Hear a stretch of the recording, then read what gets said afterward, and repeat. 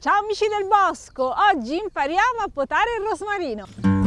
Lo elimino del tutto,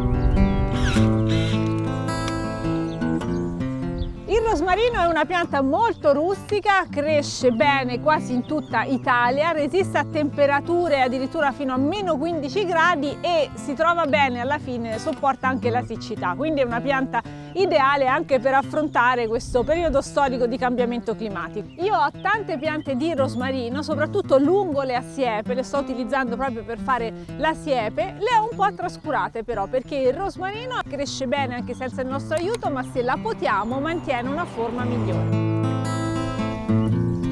Anche a voi è scappato il rosmarino? Vediamo come gestire una pianta che se n'è andata un po' per conto suo. Il rosmarino lo potiamo sempre, ogni volta che ci serve un rametto, per esempio, per fare un arrosto. Quindi noi come dobbiamo prelevare i nostri rami di rosmarino? Sempre prendendo le punte e facendo dei tagli ben netti e avendo cura di lasciare sempre una bella parte verde sotto. Naturalmente questa potatura di raccolta non sarà sufficiente, soprattutto se abbiamo una pianta di queste dimensioni. Non avremo mai abbastanza patate arrosto per tutto questo rosmarino. Partiamo con la nostra manutenzione straordinaria, fase per fase. Ci serviranno delle forbici un po' più robuste come questa forbice elettrica Stoker, ci servirà perché andremo a tagliare anche alcuni dei rami lignificati, anzi la prima fase è proprio questa, andare a vedere quali dei rami lignificati sono in eccesso o sono proprio secchi e quelli li togliamo. Ecco cosa intendo per ramo lignificato, sono i rami del rosmarino che mano a mano che crescono diventano proprio legnosi, perdono le loro foglie completamente, perdono anche la capacità di produrre nuove foglioline, questo è molto importante, ce lo dobbiamo ricordare in fase di potatura. Man mano che questo fusto cresce noi avremo una parte verde nella parte superiore, ma avremo tutto secco in basso e quello che vogliamo evitare è proprio questo, che la nostra pianta si svuoti sotto, perché a noi piace un bel cespuglio compatto e verde. Quindi adesso vado ad esplorare la mia pianta. Innanzitutto tolgo i rami che sono completamente secchi, che non hanno più vegetazione. In questo periodo si vede bene perché c'è già una ripresa vegetativa della pianta. Posso eliminare non soltanto i rami completamente secchi, ma anche quelli che mi sembrano in eccesso, che sono un po' stentati, che sono rimasti sotto. Quello che voglio fare nella pianta è tornare un po' indietro, cioè evitare tutta questa espansione e far sì che il cespuglio rimanga più compatto. Quindi andrò a togliere i rami che sono usciti molto e che non hanno più vegetazione in basso per poterla ricreare, però devo stare attenta che ci siano sufficienti rami vegetanti che vadano poi a riempire lo spazio. Per scorciare i rami dobbiamo fare dei tagli di ritorno. Per esempio qui abbiamo più ramificazioni che vengono da questo unico ramo. Io vado a tagliare in modo da lasciare un rametto che comunque sale e accorcio la sua punta. Ecco, questo tipo di operazione adesso io in questa pianta lo devo fare 1000 volte perché si è allargata veramente tantissimo. Questo ramo lo vado a togliere completamente perché ce ne sono altri due sopra e lui è abbastanza appesantito e si è anche un po' rovinato, un po' scosciato, quindi lo vado a togliere completamente. Qui posso fare un taglio di ritorno, vedi ho il ramo che ha questa ramificazione, un'altra ramificazione, io ne lascio una.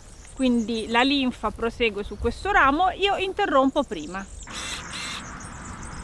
Qui abbiamo un sacco di rami, adesso intanto ne tolgo uno e valuto se c'è da togliere ancora. Sto facendo la pulizia del secco, Vedi, ogni tanto succede questo, penso di togliere un ramo secco, in realtà, vedi, aveva comunque una parte vegetativa, però questa è una pianta molto intricata, quindi se tolgo qualche ramo non faccio danno. Essendo una siepe lungo la strada ho necessità di contenere proprio all'interno la pianta, sta invadendo il marciapiede e questo non deve succedere, quindi adesso vado proprio ad accorciare tutti i rametti apicali. Tutti questi bei rametti che adesso taglio io me li raccolgo tutti perché le potature del rosmarino sono utilissime per tante funzioni diverse. Un po' come tutte le potature ci sono utili nell'orto, possono finire nel compost, ma per le loro proprietà aromatiche possiamo utilizzarle in tanti altri modi. Questo è quello che succede se si fa una potatura drastica senza lasciare delle foglioline verdi all'apice. Vedete, questa è stata tagliata sempre per evitare che entrasse in strada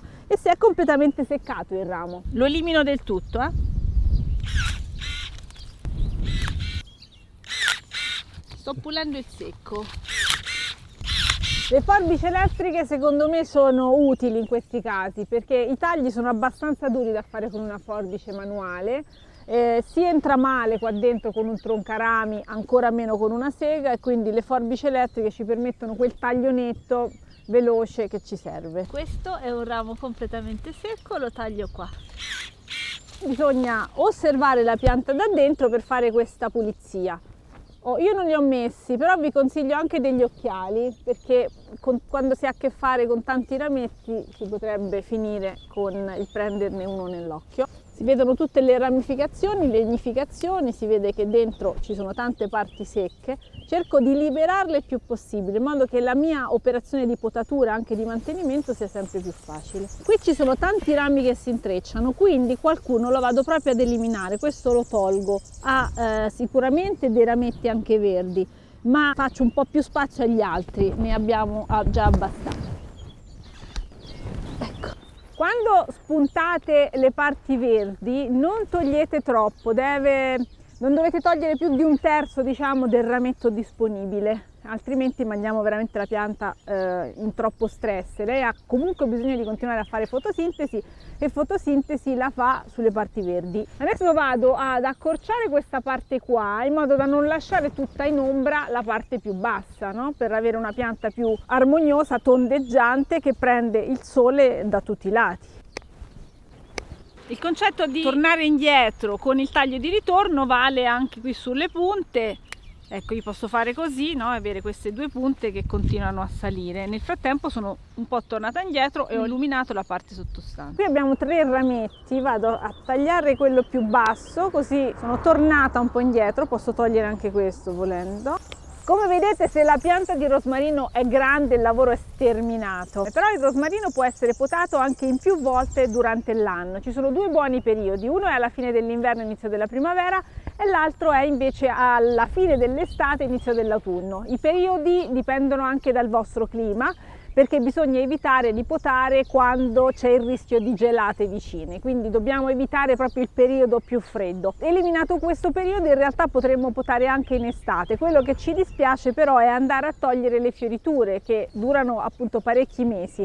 I fiori sono amati dalle api, da tutti gli impollinatori, quindi dovremo, diciamo, muoverci in modo da evitare il più possibile di andare a togliere i rami già pieni di fiori. Questa zona qui andrebbe potata un po' di più, ma per adesso la lascio. Qui ho la necessità di essere un po' più aggressiva perché voglio rientrare dentro. Vedete, qui c'è un passaggio che viene ostruito dalla pianta. Devo fare dei tagli più profondi e utilizzo sempre la tecnica del taglio di ritorno.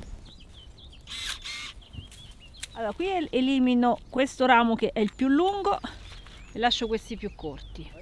Alla fine della potatura abbiamo una marea di rametti, alcuni li lascio direttamente a terra, voglio che si decompongano qua e che restituiscano i nutrienti al suolo, altri però me li porto a casa, un po' per cucinare, ci farò dei mazzetti che lascerò essiccare così da avere il rosmarino pronto all'uso sempre in cucina, un po' potrò trasformarli in olio aromatizzato e sono altri, insomma, diversi gli utilizzi in cucina, ma interessante è che dai rametti di rosmarino è facile ottenere delle talee, delle nuove piantine che potrete utilizzare anche per sostituire la vostra pianta se è veramente troppo vecchia o anche per regalarla agli amici. Le talee di rosmarino sono davvero facili, qui abbiamo un vaso dove ne vediamo qualcuna sicuramente che ha attecchito.